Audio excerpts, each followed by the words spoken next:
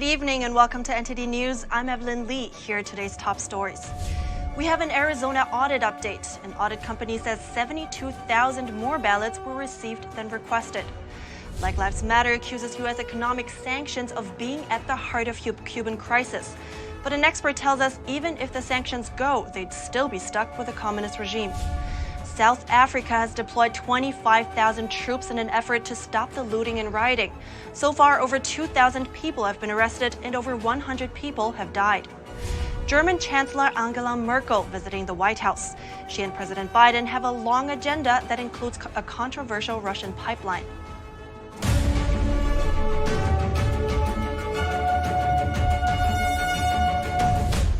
Arizona state senators and the companies working to audit Maricopa County's election results give an update at a briefing today. NTD's Miguel Moreno has the details. I highly recommend we do the canvassing. Doug Logan is the CEO of Cyber Ninjas, an auditing company hired by the Arizona Senate. He recommended door-to-door canvassing to verify where ballots came from because there's a lot that's unaccounted for. So, for example, we have 74,243 mail-in ballots where there is no clear record of them being sent. That's 74,000 more ballots than sent, but he says this could be a clerical error, and one way to verify is through canvassing. The auditors say they need more items to complete the review, like ballot envelope images, routers, and other digital devices that contain information they need. Arizona State Senator Karen Fann held the meeting and asked them why the election audit companies hired by the Board of Supervisors didn't find the same cybersecurity issues and report them. So I would suspect that a full cybersecurity audit was not part of their scoping. That's what I would surmise. But the reports that were produced by both of those audit firms clearly did not address the cybersecurity aspects that we have found. And Cotton said the virus programs the election machines used were outdated, putting them at a high security risk. Miguel Moreno, NTD News. And we have more updates on the probes into the 2020 election from different parts of the country. One of the 3 Pennsylvania counties targeted for a forensic investigation into the election says it won't allow access to its voting machines. Tioga County commissioners made the decision after receiving a directive from the Pennsylvania Department of State. The department ordered county boards of elections not to allow access to third parties seeking to examine the voting machine systems. The other 2 counties have not made their intentions public yet. And over in Georgia, Secretary of State Brad Raffensperger is calling for the immediate firing of Fulton County's Elections Director Rick Barron and the county's registration chief Ralph Jones. This comes after Tucker Carlson tonight aired a segment Wednesday about a voting integrity group's new findings. They said they've uncovered massive errors and provable fraud in the recount of the 2020 election in Fulton County. And German Chancellor Angela Merkel met with President Biden at the White House today. Biden said the 2 leaders will talk about advancing a strong U.S.-German relationship. NTD's Kevin Hogan brings us more. In what may be her final visit to Washington as Chancellor, Germany's Angela Merkel arrived at VP Harris's residence for a working breakfast Thursday. Harris greeted Merkel and said she is honored to see her and looks forward to their conversation. Later at the White House, Biden said they have a full agenda consisting of private talks between the 2 leaders and ones with key staff. One of the things that I want to talk about is the enduring friendship that the Chancellor has been so responsible for nailing down and making sure it continues. And we're ready to dive in. The cooperation between the United States and Germany has been strong, and we hope to continue that, and I'm confident we will. Merkel said the 2 will discuss U.S.-German relations in relation to Europe and its neighbors. According to an official, the leaders are expected to discuss climate change, vaccines, Russian cyber attacks, and Ukraine. Another hot topic is the Russian gas pipeline Nord Stream 2, which would provide a natural gas link between Russia and Germany through the Baltic Sea. There are concerns that Russia could use the pipeline as a geopolitical weapon by bypassing Ukraine and exerting leverage over Eastern Europe. Merkel defended her country's cooperation with Russia to complete the pipeline. That's as Biden said he opposed the project from the beginning, but lifted sanctions on a construction company involved, allowing it to proceed unimpeded. A senior administration official said Biden will raise objections to the pipeline with Merkel and that he will work with her to make sure it's not used as a coercive tool against Ukraine. Merkel has served 4 terms as chancellor but will not run again. The election for the next chancellor of Germany is set for September 26th. Kevin Hogan, NTD News. And House Minority Leader Kevin McCarthy met with former President Trump in New Jersey. It's their second in-person meeting since Trump left the White House. Just ahead of the visit, Trump wrote in a statement, "Much to discuss," but without any further details. A couple of important topics that involve both of their interests are the upcoming 2022 elections and the newly established Select Committee to investigate this January 6th Capitol breach. Leader McCarthy is now tasked with choosing 5 more members to join the committee, although Pelosi has the final say. The committee will hold their first hearing at the end of this month. Trump has also recently expressed that Republicans should not work with Democrats on the bipartisan infrastructure. He writes in a statement, "Rhino Republicans should stop negotiating the infrastructure deal. You are just being played by the radical left Democrats. They will give you nothing." The House is set to take up the bipartisan deal soon. Many Cuban protesters are calling to be freed of the communist dictatorship, but not everyone sees the regime as a problem. Black Lives Matter accused the U.S. government's sanctions on Cuba of being at the heart of this crisis. NTD's Miguel Moreno has more on that. Black Lives Matter weighed in on the Cuban crisis on Thursday. In an Instagram statement, they say inhumane U.S. sanctions on Cuba are at the heart of Cuba's current crisis and should be lifted, and that the sanctions make it harder for Cuba to make COVID-19 vaccines and produce food. The fact is, Cuba can trade with any country on the planet except Israel and the United States. Fergus Hodgson is director at Econ Americas, a financial consultancy company. He says U.S. sanctions are not at the heart of this crisis. So this begs the question, if these sanctions weren't in place, would the Cuban people be in a better situation than they are now? Marginally so. It's hard to say. The sanctions were put in place by the U.S. government actually first in 1958 and then ramped up in 1960. To restrain an abuse of power, because in 58 they had a Batista, a dictator who was behaving aggressively, and the U.S. did not want to give more military arms to them. Then when the Castro regime came in, they were just nationalizing and confiscating private property. So would people be better off? Maybe. The point is that the goal is to not empower the regime.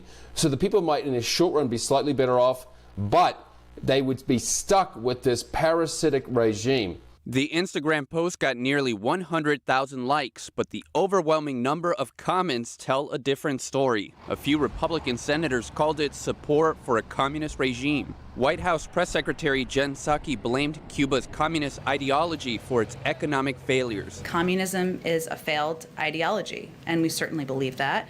It has failed the people of Cuba. They deserve freedom. They deserve a government that supports them. But I would note that the ideology of the government, which has failed, has led to a lack of access to economic opportunity, to medical supplies, to COVID vaccine. Black Lives Matter is asking President Biden to end the economic sanctions. Miguel Moreno, NTD News. Cuba is in its 5th day of civil unrest as thousands of people fight for freedom. But with internet shutdowns, it's hard to get information out of the island. NTD speaks with a Cuban American who's in contact with his family in Havana. He shares with us exclusive reports about what's happening on the island. Cubans are making history. Julio Oritz fled communist Cuba over 20 years ago. He wrote this book called Escape from Cuba, In Search of the American Dream. Oritz is in regular contact via cell phone with his family members in Cuba. They live in Havana, the center of the unrest. The videos you see throughout this story show what's taken place in Cuba over the last couple of days. Oritz emphasized one point again and again. The uprising in Cuba is not because of a lack of vaccines or even lack of food. The Cuban people are fighting for freedom from communism. This is absolutely not about COVID. Let's not change this. It's not about COVID. This is about freedom. This is about change of government. This is about human rights. He says some of his family members have participated in the demonstrations, while others have stayed locked inside to stay safe. His family told him that everything in Havana is shut down, and no one is going to school or work. Protesters aren't able to go home, otherwise they risk arrest. People are not going home. People are not going anywhere. The fact that that people are out on the streets and you going home, that will create a massive problem for everybody, because that would allow them to go and check on your house and go get you and put you to jail right away. His family told him that people are being shot and tortured in the streets. There's only one confirmed death, but because the Cuban regime is not transparent, there's no way of knowing the true number. Or it says that at the Cuban president's direction, protesters are being denied hospital treatment.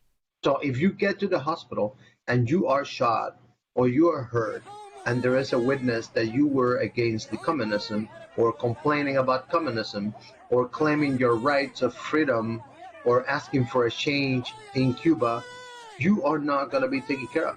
He notes that because the Cuban people don't have firearms, they can't defend themselves. People in Cuba have no guns. We have no guns, we have no arms or anything like that. And meanwhile, they're being beaten to death. Or it says the Cuban people and Cuban Americans are calling on the United States for help. That's why, he says, Cuban protesters have been seen holding the American flag. But Ord says so far, Cubans are disappointed in the Biden administration's response. And at this time, Biden could make history. This is the best time for Cuba and for the President of the United States to make history. This is the time when we need to say, it's enough. Enough is enough, and this is a time when we need to move forward and create a new society in Cuba, killing the communism, finishing the communism, and opening up a lot of opportunities for all my Cuban people. Or it says because people have been suffering under communist rule for 62 years, they're now beyond fear. He expects the Cubans won't stop fighting anytime soon, but he hopes help is on the way so more lives can be saved. And the South African Defense Force has deployed 25,000 of its troops to help end the week-long rioting. Authorities said at least 117 people have been killed in the violence. NTD's Jason Perry has the latest. In South Africa, looting, arson, and rioting has gone on for days, leading to food and gas shortages. More than 2,200 people have been arrested for theft and vandalism, and 117 people have died. That's according to the acting minister in the presidency on Thursday. One South African father of three saw his car dealership crumble before his eyes. I saw the place engulfed in flames. I feel like committing suicide because my livelihood has been taken away from me in my eyes. I was sitting crying, helpless, because I can't do anything. I still need to pay my rent. I got 3 kids I need to take care of. How will I take care of my kids? Police say many people were trampled to death in stampedes when the stores were being looted. Some of the mall staff even resorted to pouring oil on the floor to slow the looters down. In response, South Africa has deployed 25,000 troops, and the dust is starting to settle as people clean up the streets. A Johannesburg resident tries to make sense of the aftermath. It's actually saddening that we break our own stores and steal our people's jobs, you understand? Because the very same looting will cost us our jobs, food and everything essential to us. In South Africa's neighboring country, the Zimbabwe Republic Police responded to the latest events. They will now arrest anyone who is in possession of stolen goods. They advised the people to have receipts to prove the goods were purchased legally. The rioting erupted last week after South Africa's former president, Jacob Zuma, began serving a 15-month sentence. He was found in contempt of the court after refusing to testify. That came amidst allegations of corruption while he was president from 2009 to 2018. Zuma pleaded not guilty in a separate case on charges including corruption, fraud, racketeering, and money laundering. He says he is the victim of a political witch hunt. Jason Perry, NTD News. Calls to probe the origins of the CCP virus are growing on Capitol Hill. A group of 9 moderate Democrats want to create a bipartisan commission to assess America's response to the virus. They also want to investigate the Chinese Communist Party's actions during the initial outbreak. NTD's Melina Weisskopf has more on that. A group of House Democrats just sent a letter to all congressional leaders, including House Speaker Nancy Pelosi, House Leader Hoyer, House Minority Leader Kevin McCarthy, Senate Leader Chuck Schumer, and Senate Minority Leader Mitch McConnell. So they're reaching every leader at every level of Congress from both parties, urging them to create a team to investigate the origins of the CCP virus and the Chinese regime's role in the spread of it. The group calling for this investigation are members of the Blue Dog Coalition. They describe themselves as practical Democrats. These 9 Democrats want to pass a law that would create a 9/11-style commission made up of 5 Democrats and 5 Republicans. It would also be supported by nonpartisan experts. They say the point of this commission is not to point fingers. It's to examine how the virus emerged and spread in the United States, analyze the nation's response to the pandemic, and release a report of their findings to the president and the American people. The group says they expect the Chinese Communist Party will object to this effort to learn the truth, and those objections should be noted and then disregarded. The House Democrats called it unthinkable that Congress would not investigate a pandemic that took the lives of more than 500,000 Americans. And a group of House Republicans have already created a select subcommittee to investigate the origins of the CCP virus, but they don't have the power to subpoena witnesses. They would have this power if a national commission was created through congressional leadership, but so far, House Speaker Nancy Pelosi has not shown interest in creating the commission. Reporting in Washington, D.C., Melina Weisskopf, NTD News. Ohio is the latest state to ban schools from mandating CCP virus vaccines, but the order is not meant to be permanent. It only applies to vaccines without full FDA approval. NTD's Ellison Lee has that story. Ohio Governor Mike DeWine signed a bill into law on Wednesday, barring public schools and colleges from mandating CCP virus vaccines that are not yet fully approved by the FDA. The 3 types of vaccines currently available in the country are all approved for emergency use only. The bill states public schools and colleges cannot discriminate against an individual who has not received a vaccine, including by requiring the individual to engage in or refrain from engaging in activities or precautions that differ from the activities or precautions of an individual who has received such a vaccine. The bill will come into effect mid-October, but because it only targets vaccines without full FDA approval, it's likely that Ohio will allow schools to mandate vaccines once they are granted full approval. And the governor is clear that he wants the FDA to grant full approval as soon as possible. He's saying if they will do that, it won't convince everybody, but there are people out there we know who will be convinced if that's done. He says people are hesitant to get the vaccine because they are administered en masse under emergency use authorization. Back in May, Ohio rolled out a lottery in which 5 vaccinated residents will get $1 million each. The governor backs the initiative, saying it's been successful. But a study last week found that the program was not effective when compared to states that didn't offer such lotteries. Meanwhile, The Ohio State University is also offering its own vaccine initiatives to students. $50,000 worth of prizes in the form of gift cards. Allison Lee, NTD News. Amazon founder Jeff Bezos is giving $200 million to the Smithsonian Institution for its National Air and Space Museum. The Smithsonian says it is the largest gift since it was founded in 1846. This donation comes as the world's richest man is about to take his first flight to space next Tuesday. Bezos will take his company's Blue Origin spacecraft with 3 other crew members for a historic unpiloted suborbital flight. According to the Smithsonian, $70 million of his donation would help with museum renovations, and the remaining money will be spent on building a Bezos Learning Center. It would encourage students to explore science, math, and engineering. And people who are cited for sex or firearm-related charges while riding the D.C. Metro may be suspended from using the city's transit service soon. The Metro Board is considering this proposal to deal with increasing crimes during the pandemic. The new rule would suspend riders who committed sex, gun, or dangerous weapon-related crimes on Metro property unless they appeal successfully. According to the rule, a first offense would get a 14-day suspension, and the second offense a 30-day suspension. A third offense would mean a year-long ban. The Metro Board of Directors Safety and Operations Committee approved the new rule on Thursday, and the full board is expected to vote on it at an upcoming meeting. The proposal is seen as a response to increasing crime on the Metro over the past 18 months. It's meant to help filter out repeat offenders. but enforcing the new rule would be tough. Metro Transit Police Chief Ronald A. Pavlik Jr. said, "We hope this crime will naturally decrease on its own as more riders return, but we believe this is just a step in the right direction, just to assure riders." Transit systems in other big cities like Chicago, Los Angeles, and Atlanta already have similar rules. And coming up, a sinkhole opened up in New York City in the middle of a street. And it's not the first cave-in seen in Manhattan this month. And a group of 24 goats arrive in New York City's Riverside Park to munch on invasive weed species. The animals are already receiving a warm welcome from spectators. All that and more here on NTD News.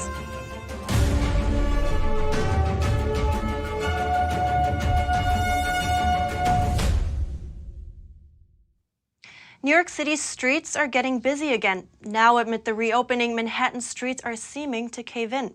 NTD's Ariane Pastar has the story. If you think potholes are bad, wait till you see this.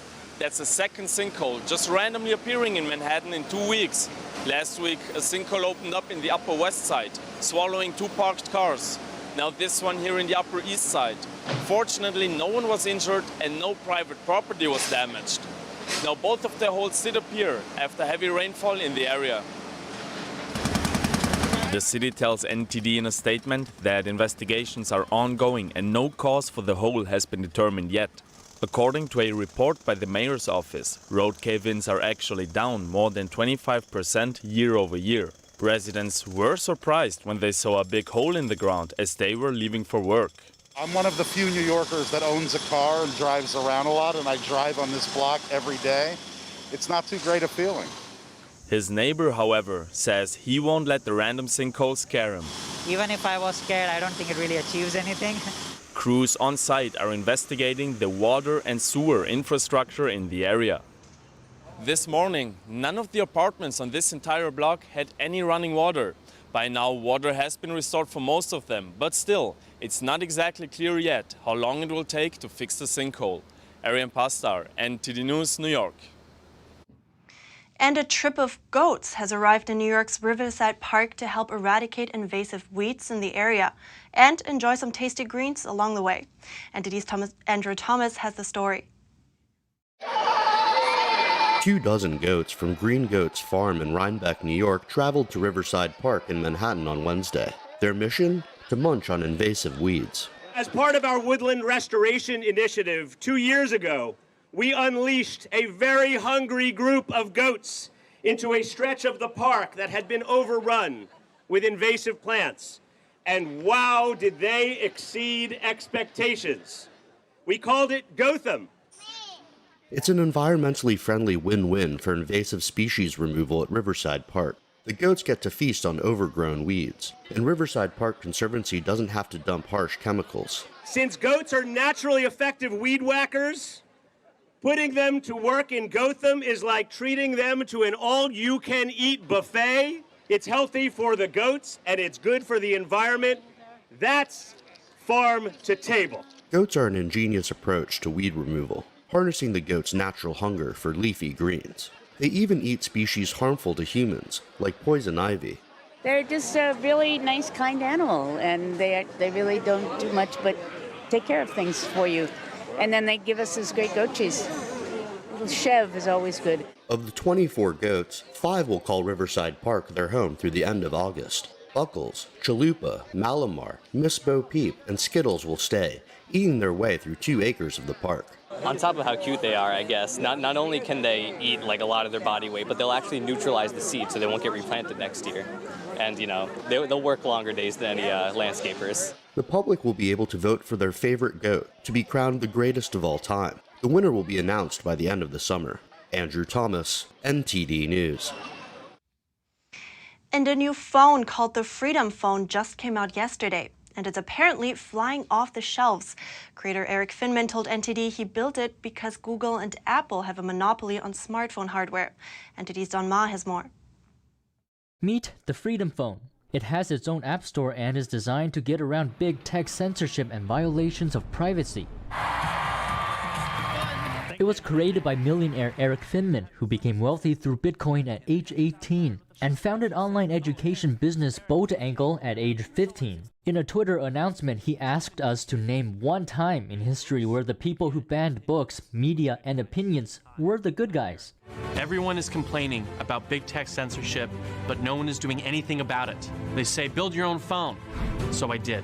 Finman told NTD that he got the idea a year ago. He says that you can have the best software in the world, but it's meaningless if the hardware company won't allow you on. I was thinking, oh man, they're gonna start banning apps. They're gonna, we're too reliant on these people's hardware, and normal phones, they don't have great security in any way either.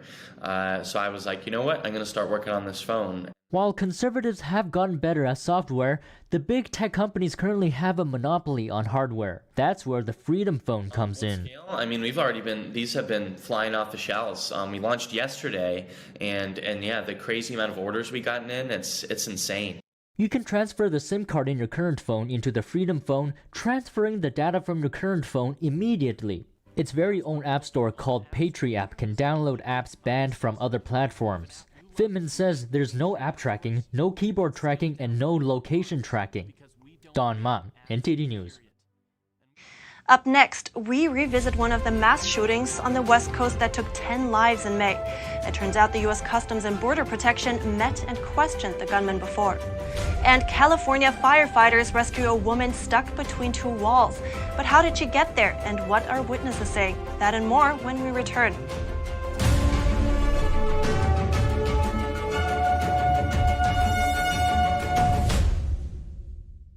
Hi folks, Joe Namath here, and if you're on Medicare, this is important. You're now entitled to eliminate copays and get dental care, dentures, eyeglasses, prescription coverage, in-home aids, unlimited transportation, and home-delivered meals, all at no additional cost.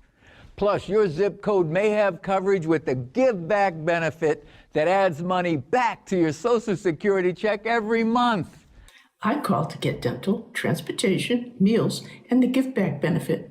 With this virus situation, I called to get everything I'm entitled to.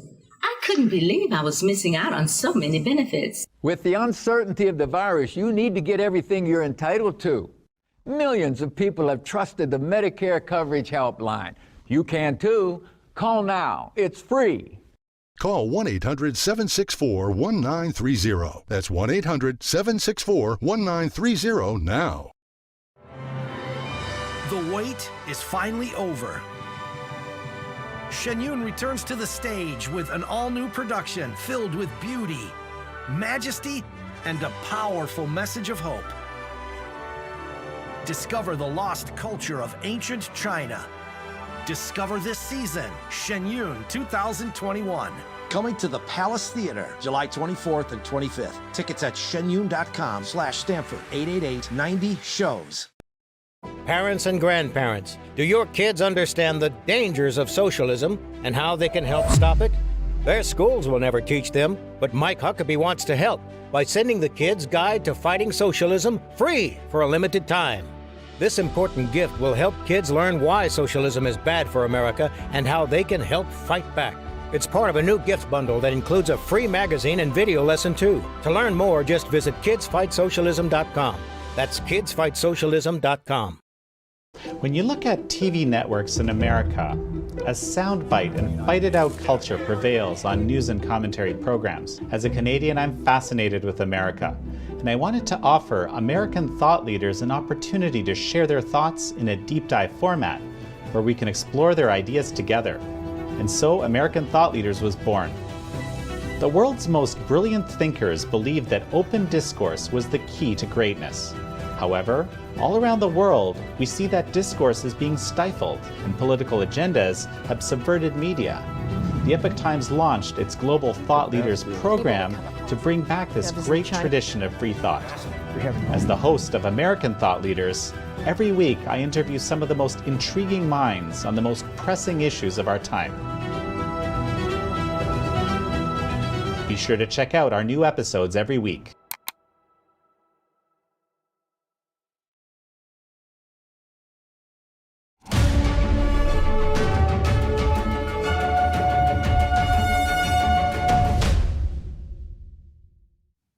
In May, a Silicon Valley Railyard shooting took the lives of 10 employees at the Valley Transportation Authority.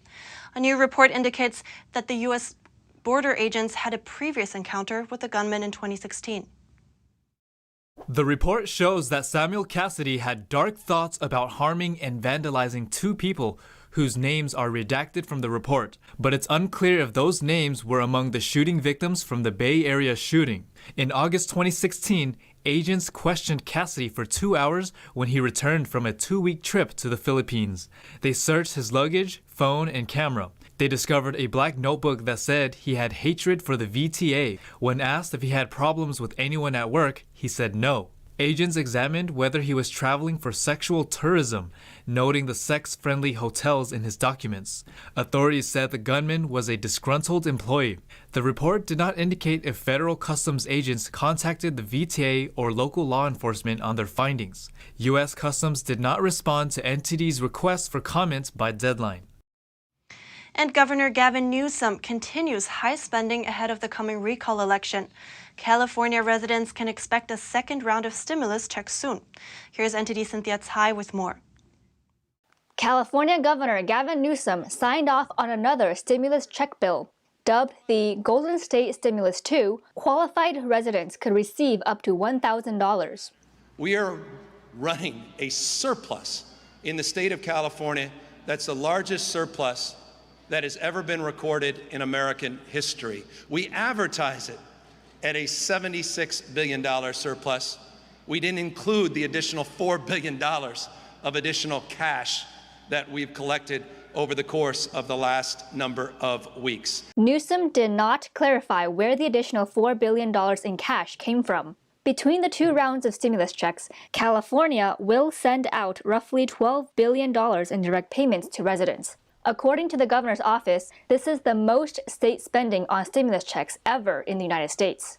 However, the California Legislative Analyst's Office sees a problem with Newsom's estimated surplus. In the 2021-2022 budget report, legislative analyst Gabriel Pettick wrote that the governor's estimate includes constitutionally required spending on schools and community colleges, reserves, and debt payments. We do not consider these spending amounts part of the surplus because they must be allocated to specific purposes. The report concludes that Newsom's plan for lavish new spending might cripple the state's ability to balance its budget once the revenue bubble bursts and federal aid dries up. The current budget also includes $1.7 billion in pension costs.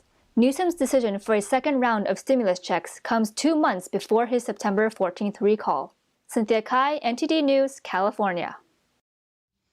A nude woman was discovered between 2 concrete walls at a local auto body shop in Orange County, California. NTD's Brendan Dre has more on how this strange incident may have happened. Orange County firefighters rescued a nude woman trapped between 2 concrete walls at an auto body shop. To be quite honest, if I didn't see it for myself, I would have a hard time believing that a person can physically fit in there. The firefighters spent over 2 hours rescuing the woman. First, they drilled a hole and placed a camera inside the walls to locate her position, followed by drilling a hole big enough for the woman to escape. We knew that we had a difficult task ahead of us when we first saw that, and the crews, their continuous training kicked in, and it was something to see. Rania Madauer, who handles accounts receivable for S&C Auto Body Shop, says the technicians heard cries for help in between the sounds of loud noises generated from the shop's operations. They kept hearing this crying and it wasn't going away, and they finally traced it back to this wall behind me, and then they saw the woman laying on the floor nude, stuck between the walls. So Madauer says she believes the woman was trying to jump from the wall to the roof of the building and slip through the crack. So we feel like she may have been back there unconscious for a while, maybe from the fall. And when she came to, that's when all the yelling started. Captain Nguyen says the crew later measured the distance between the 2 concrete walls and found it is only 8 inches apart. The longer I do this, the more I realize is that people can find themselves in precarious situations. The woman is currently in the hospital after sustaining minor injuries and is under observation. Brendan Dre, NTD News, Los Angeles. And coming up, it's the latest effort by Washington to punish Beijing. The Senate passes a bill banning products from China's Xinjiang region on forced labor concerns. And a global vaccine aid organization is buying 550 million vaccines from China. An American agency responds to the news. That and more when we come back.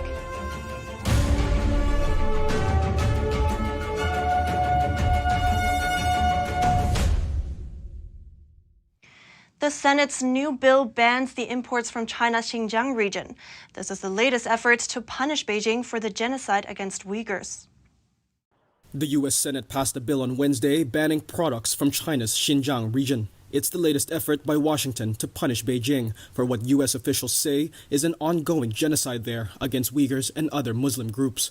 China denies mistreating Uyghurs and says the camps are vocational training centers needed to fight extremism. Under the current rule, the import of goods into the U.S. can be banned if there is reasonable evidence of forced labor. The bill assumes goods manufactured in Xinjiang are made with forced labor until proven otherwise and certified by U.S. authorities. The Uyghur Forced Labor Prevention Act was passed in the Senate by unanimous bipartisan consent. It was now passed the House of Representatives before being sent to the White House for President Joe Biden to sign into law. It was not immediately clear when that might take place. Republican Senator Marco Rubio, who co-authored the bill, called on the House to act quickly. In a statement, he wrote, "We will not turn a blind eye to the CCP's ongoing crimes against humanity, and we will not allow corporations a free pass to profit from those horrific abuses." The bill's other co-author, Democrat Jeff Merkley, also said no American consumers should be inadvertently purchasing products from slave labor. Democratic and Republican aides expect the measure would get strong support from the House after it approved a similar measure nearly unanimously last year. Rights groups and Western officials have long maintained that Xinjiang authorities have facilitated forced labor by detaining around 1 million Uyghurs and other Muslim minorities since 2016. Beijing denied claims of human rights abuses in Xinjiang on Thursday again. They also warned the U.S. to, as they called, stop conducting political manipulation. The Chinese Communist Party, or CCP, accused the U.S. of having sinister intentions in trying to use Xinjiang to control China. And the World Health Organization's Covax global vaccine distribution program is buying 550 million vaccine doses from China. The U.S. agency says this is appalling and that by not donating the doses, Beijing is profiting from the pandemic. Rather than offering donations and financial assistance, the Chinese regime is selling CCP virus vaccines to the World Health Organization, or WHO's Covax program. The program says it works to provide equal opportunities for countries to get CCP virus vaccines. Earlier this week, Covax announced they signed 2 purchase agreements with Chinese state-owned vaccine makers Sinopharm and Sinovac. The deals involve up to 550 million vaccine doses. U.S. Senator Jim Risch questioned the decision on Wednesday.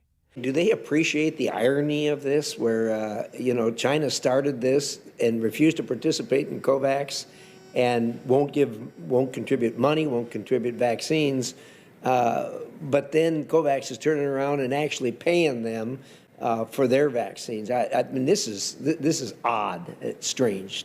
Samantha Power, the administrator of the U.S. Agency for International Development, said that she has talked with COVAX on this issue and that the deal is appalling. First of all, it is appalling that Beijing chose to make a profit on those vaccines rather than to contribute financially to COVAX or to donate its state-owned doses to COVAX to reach people in their hour of desperate need. There's no other way around it. It's appalling. The two sides signed the deal amid rising concerns over the efficacy of Chinese vaccines. We read what's going on with the Chinese vaccine. It seems to be pretty low quality. Power is pointing out an awkward situation that many countries face when they are in desperate need of vaccines. They either get Chinese vaccines or no vaccines. And all of a sudden, various popular websites in China appear to be offline and inaccessible. The outages affected millions of young Chinese internet users and sparked swirling online discussions. Various popular Chinese websites experienced brief outages around the same time Tuesday night. That's amid Beijing's crackdown on Chinese big tech, but it's currently unclear if the two are related. A Chinese video streaming platform similar to YouTube was among the first to go down. The outage drove millions of users crazy. The site Bilibili is known for offering Japanese anime. The news of the outage became the top trending topic on Chinese social media Weibo and has been viewed almost 1 billion times. Many Bilibili users lamented that they lost access around 11 p.m. local time. That's the peak time for online entertainment in the country. Screenshots that users posted online show error messages such as 404 not found or sorry, the page is not available now. Around the same time, various other Chinese websites, including another video streaming site, an ebooks website, and a social media platform, also went down briefly. Discussion about Bilibili's outage led to a speculation that there was a fire at the company's headquarters in Shanghai. But the Shanghai Fire Department responded, saying there were no reports of fire in the building. Bilibili resumed service by early Wednesday morning. The other sites experiencing similar outages have also recovered. Bilibili issued a statement blaming server problems for the outage. The site has over 60 million daily active users and has grown in influence among China's Gen Z. They make up around 20% of the Chinese population. Coming up, 2 days of severe storms caused heavy floods in western Germany. Over 40 people died and dozens are missing. And as the investigation continues into the assassination of the Haitian president, the head of security at Haiti's presidential residence was taken into police custody. That and more when we come back.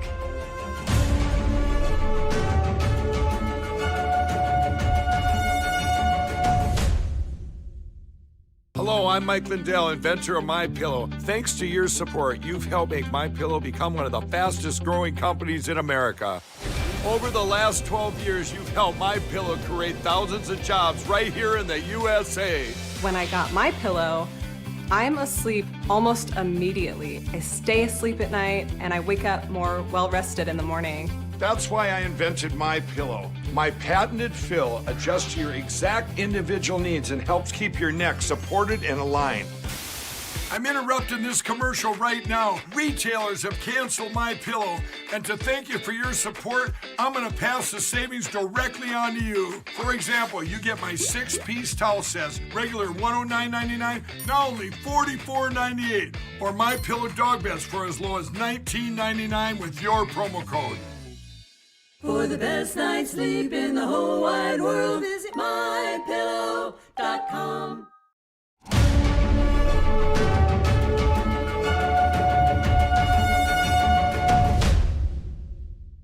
And the head of security at Haiti's presidential residence has been placed in police custody. That's according to a close associate. Authorities are continuing to investigate the assassination of the Haitian president. NTD's Jason Perry has the details.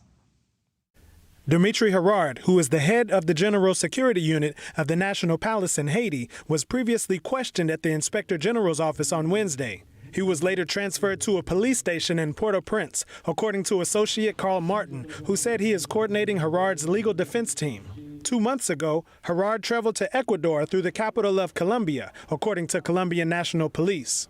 They said they are investigating whether Herard, while in Colombia, met with any of the Colombian nationals allegedly involved in the assassination. Matias Gutierrez, a retired Special Forces soldier in Colombia, said the 26 Colombian suspects were actually hired by CTU Security to provide security for the Haitian president. Gutierrez said the assassination seemed like an insider job. It was all a plot. How can you have this type of assassination and not have a single dead but the president himself? If my fellows had done the job, they would have had to enter the residence and kill the guards before killing the president. You would have seen a combat scene. We reached out to the Florida-based company, CTU Security, for comment, but we haven't heard back. State Department spokesman Ned Price said the U.S. has sent senior FBI and Department of Homeland Security agents to assist in the investigation, and that the U.S. government is still evaluating requests for assistance from the Haitian government. Jason Perry, NTD News. And the Director General of Britain's Security Service, also known as MI5, is warning about espionage from Russia, China, and Iran. It marks a transition from the agency's focus back from counterterrorism following the 9/11 attacks. Here's more. Tackling terrorism has been the priority for Western intelligence agencies since the 9/11 attacks on the United States. But now the counterterrorism force may need to transition to counter-espionage or tracking foreign spies. Britain's top spy master cautioned citizens on Wednesday, saying the threat of spying from Russia, China, and Iran should be treated with as much vigilance as terrorism.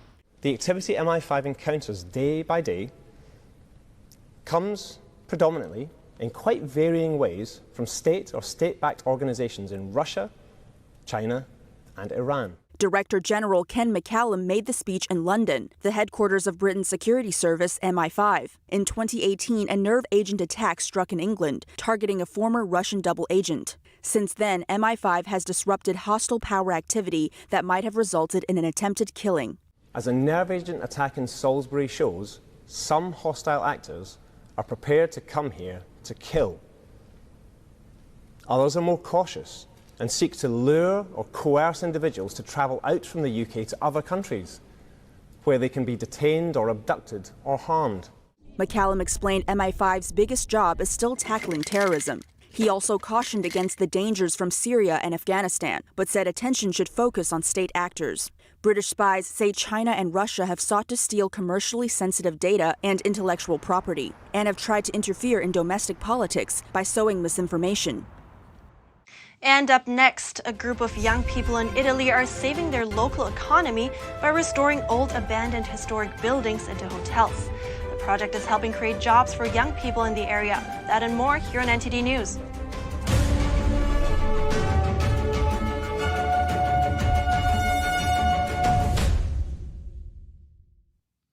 With 55 UNESCO World Heritage Sites, Italy has more than any other country. But it hopes to add one more this year, the famous Porticoes in Bologna. NTD's Eddie Aitken has the story. Italy hopes northern city Bologna could receive its first World Heritage listing for its famous porticos, typical of its streetscapes. Porticos are common in Bologna. They bring shelter from the rain or much-needed shade when the sun beats down. The portico was intended to be used as a public way of passage even though the property is private. So every private building had to build a portico by law.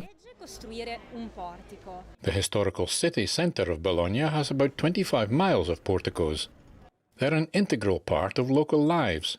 The first ones were built because of a housing crisis after the founding of the University of Bologna in 1088. Whether it's commercial or social, the porticos are a place of exchanges that is very much connected to the universally recognized characteristics of Bologna. The bid includes 12 of the most symbolic porticos in the city. Bologna hopes obtaining UNESCO World Heritage status could be a way to diversify its tourism beyond foodies. Eddie Aitken, NTD News. A small Italian village is suffering with an aging population and high unemployment rates among young people. To help the problem, a group of young Italians proposed to convert abandoned historic buildings into hostels. This way they want to save the local economy and prevent the region from being deserted.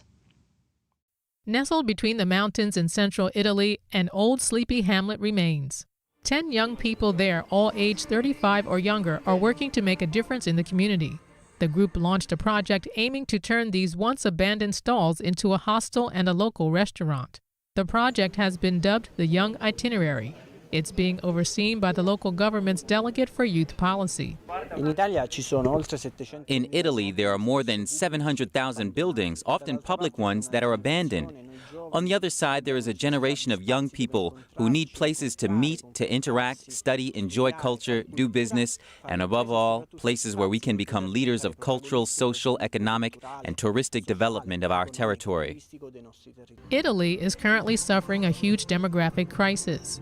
According to Eurostat figures, the country has the world's second oldest population and one of the EU's lowest fertility rates in 2019. The conditions are prompting young Italians to desert their rural areas and even the country altogether. The Young Itinerary project is one of the first major attempts to fight the trend. All employees in the newly converted hostel come from a small village with less than 2,000 inhabitants. Above all, we are giving the opportunity to these young people to learn professions that these days have been forgotten. And today it is more difficult for young people to find this kind of work. The hostel consists of 6 renovated stone buildings and flower-dotted paths. While the top-notch food served there attracts a mix of clients, a central courtyard with huge umbrellas also delights guests with mountain views.